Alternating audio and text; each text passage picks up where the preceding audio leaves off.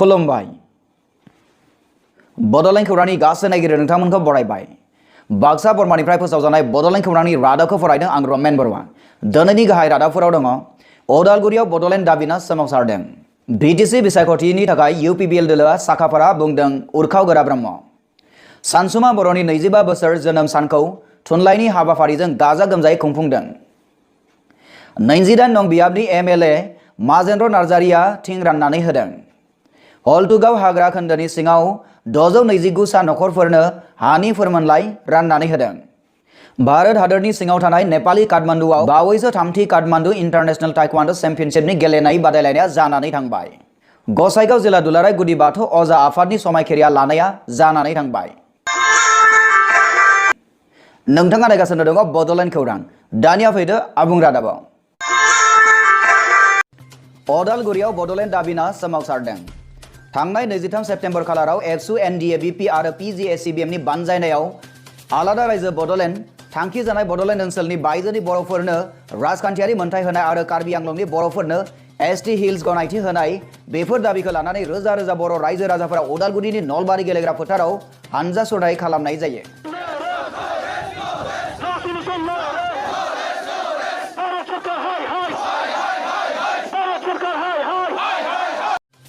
बेजों लोगोसे सुबुं गौमानि गेजेरजों गोख्रैनो दाबिफोरखौ सुफुंनांगौ होनना सरकारनि खाथियाव दाबि खालामो।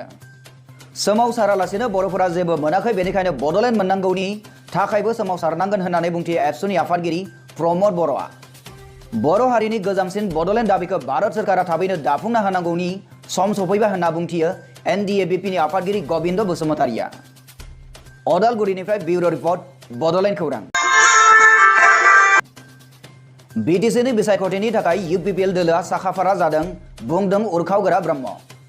इउनाइटेड पिपल्स पार्टी लिबारेल सुंदयै इउपिपिएल दोलोनि क'क्राझार जिल्ला कमिटिनि बानजायनायाव दतमा ब्लक मावखुलियाव सनिबाराव खुंफुंजानाय जर'खा सावरायमेलाव बाहागो लानानै इउपिपिएलनि दोलोनि आफादगिरि रायजो सभानि बारग' एमपि उरखाव गोरा ब्रह्मआ बुङो दि फैगौ 2020 मायथाइनि एप्रिलाव खुंफुंजानो गोनां बिटिसि बिसायख'थियाव गोख्रोङै बाहागो लागोन, बेयाव जेबो सन्देह गैया। बेनि थाखायनो साफ्रोमबो मावथिफोरखौ दानिफ्रायनो गामि गामि सांग्रांथियारि मेल खुंनायनि लाहार फाहार खालामनाय बिथोन होदों होननानै बिथाङा बुंथिबावो। बिटिसिया निर्वाचन एप्रिलनि माहत अनुष्ठित हब तार कारण सब दले निजा निजा प्रस्तुति चलाई थका आमी देखिছোঁ, आमिও चलाइছোঁ इउपिपिएल हिसाबै। बे हाबाफारियावनो क'क्राझार जिल्ला कमिटिनि गोदानै दाफुंजानाय माइनरिटि सेलनि आफादगिरि जाहिरुल इस्लाम आरो गाहाय नेहाथारि मनसेर आलीजों लोगोसे सा 40 सोद्रोमा दैदेनगिरि आरो मावथिफारियाफोरखौ दोलोनि हाबा मावनो बिथोन होयो। खौरांगिरिनि सिगाङाव इउपिपिएल दोलोनि आफादगिरि रायजो सभानि बारग' एमपि उरखाव गोरा ब्रह्मआ बुंबावो दि बिपिएफ आरो इउपिपिएल दोलोनि गेजेराव गोरोबलायनायनि सावरायलायनाया दिनैसिमबो गोरोबथायाव फैयाखै। जितु এটা বুজাবুজিৰ আলোচনা আৰম্ভ হৈছিল বিপিএফ আৰু ইউপিপিএলৰ মাজত।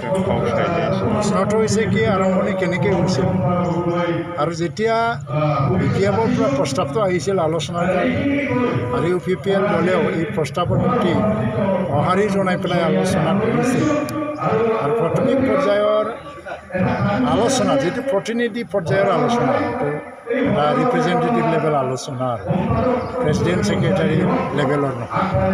তো এই আলোচনা এটাই কথা আমি নীতিগতভাৱে মানি লৈছিলোঁ যে এইটো চিটৰ আসন বুজাবুজি চিট शेयारिं।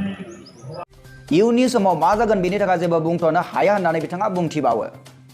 बेनि अनगायैबो बिथाङा बुंबावो दि 5 नं क'क्राझार लकसभा बियाबनि एमपि नब कुमार सरनिया बिटिसि सेना दाफुंलांनाया जोबोद गिख्रंथाव होननानै बिथाङा बुंथिबावो। আৰু কোনো দলে কাৰো কোনোবা দলৰ লগত মানে সামিল হোৱাৰ কোনো প্ৰশ্ন নাই।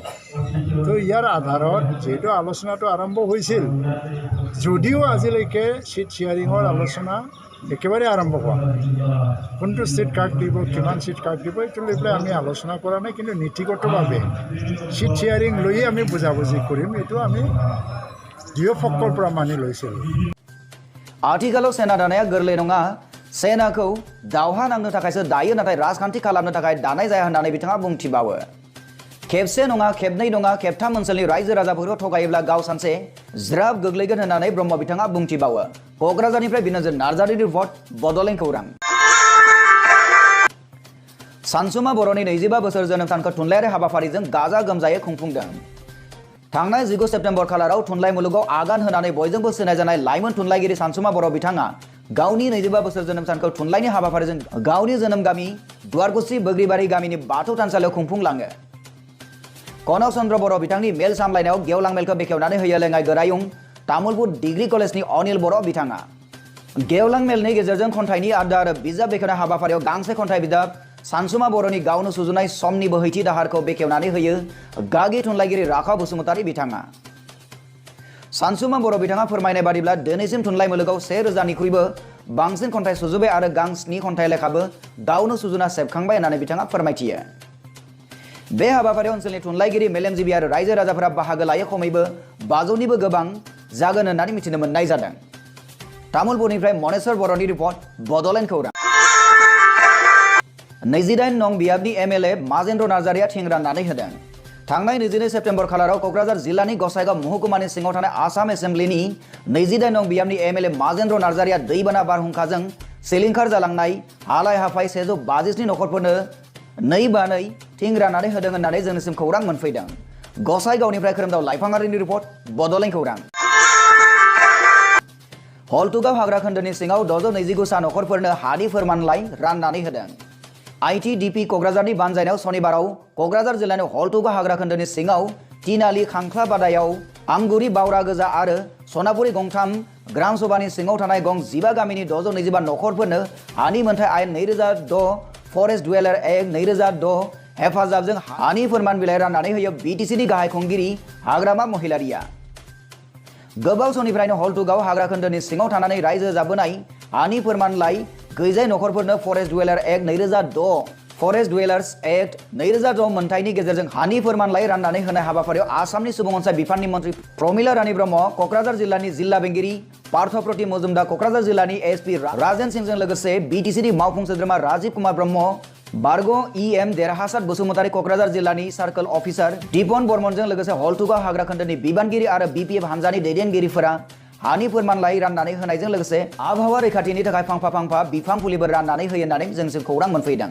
क'क्राझारनिफ्राय बिनोजन नार्जारिनि रिपर्ट बड'लेण्ड खौरां।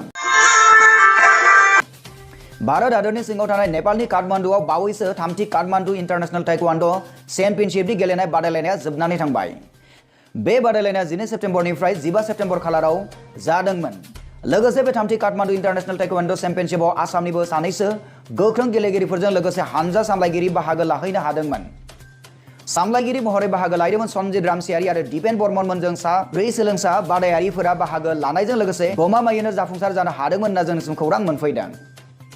बादायारिफोरनि मुं आरो फिथाइया ओरैबादि: अबनि बसुमतारी 40 बोसोरनि हारसिं पुमसि बादायारि, रामेश्वरी रामसियारि 53 केजि 15 बोसोरनि मोननै ब्रन्ज मेडेल देरहागिरि, सानेवारा बेगम 49 केजि ब्रन्ज मेडेल देरहागिरि आरो रिजिमा बेगमा बे गेलेनायाव मेडेल देरहानो हानानै गावनि नखरजों लोगोसे ओनसोलनि रायजो राजा आरो हादरावबो गोग्गानाय लाबोनो हादों होननानै जोंनिसिम खौरां मोनफैदों। मख'नो गोनांदि सामलायगिरि दिपेन बर्मनआ बेस्ट रेफारि महरै हानजानिसिमबो सिनायथि लाबोनो हायो। बाक्सा मेदागादिनिफ्राय देरहाग्रा बसुमतारीनि रिपर्ट बड'लेण्ड खौरां। गसाइगाव जिल्ला दुलाराय गुदि बाथौ अजा आफादनि समायखिरा लानाया जोबनानै थांबाय।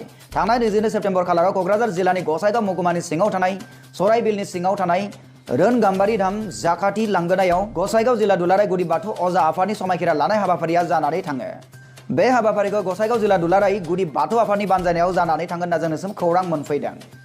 बे हाबाफारिखौ दैदेनो जगत दिपेन नार्जारि, गसाइगाव जिल्ला दुलाराय गुदि बाथौ आफादनि आफादगिरि बिथाङा। गसाइगावनिफ्राय खोरोमदाव लाइफाङारिनि रिपर्ट बड'लेण्ड खौरां।